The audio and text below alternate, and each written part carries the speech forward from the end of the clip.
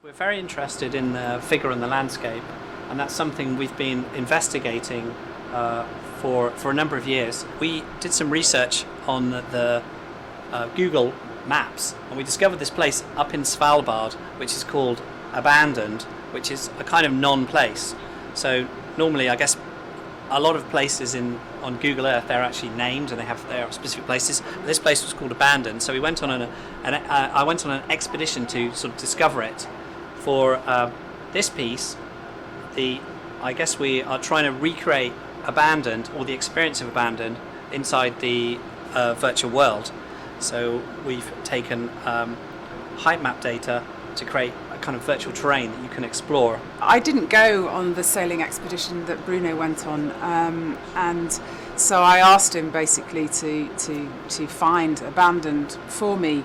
And for 3 years, all the footage and photographs, documentation, and all the things from his trip, he's kept secret from me deliberately, so that for this opportunity was with the CAFKA Christie residency was an opportunity to sort of bring all those things together, so that we could actually share ideas about my imagined idea of his voyage.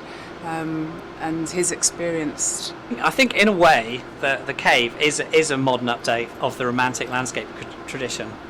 I mean obviously would say that with hugely tongue-in-cheek, but it kind of is, because the idea is it's developed to simulate, but really it's nothing at all like real life. It is actually it's a complete fantasy in every way. Not only the production of how you actually make the material, but actually the how your brain is tricked into you're deceived into thinking that the stereo imagery actually has depth, when really it's actually projected on a wall a few feet away. The cave gives an opportunity where the ideas of the non-player character and player character in video games, we can just basically challenge that.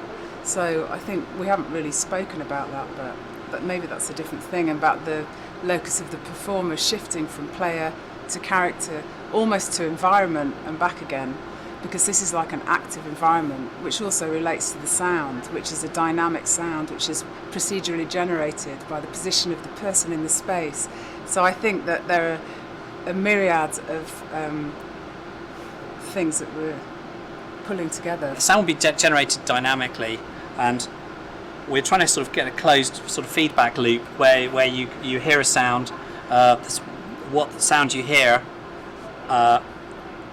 is determined by your position in the space, and then you will maybe move towards that sound or move away from it, and which will also change the sound again to create a complete feedback loop.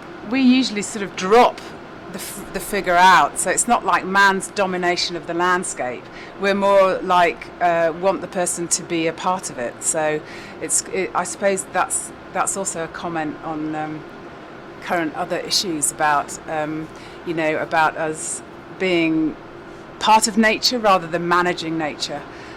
So indeed that player character is you, because engaging in the work. It's your point of view. It's your point of view.